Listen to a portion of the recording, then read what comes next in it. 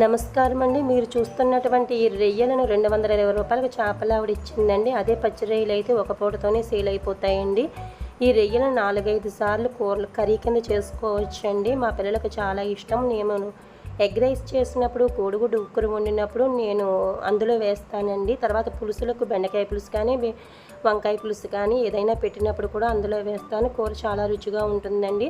తోటకూర వేపుడు, పాలకూర వేపుడు చేసినప్పుడు పిల్లలు పెద్దగా ఇష్టంగా తినరు కాబట్టి ప్లెయిన్గా వేపి పక్కన పెడతానండి. చాలా ఇష్టపడి తింటారు. ఈ రొయ్యలను బుర్ర తోక తీసుకుని ఒక డబ్బాలో స్టోర్ చేసుకోవాలండి. ఈ రొయ్యలను అయితే కబోర్డ్లో పెట్టుకోకూడదు. చీమల మందు కొట్టి అయితేనే పెట్టాలి.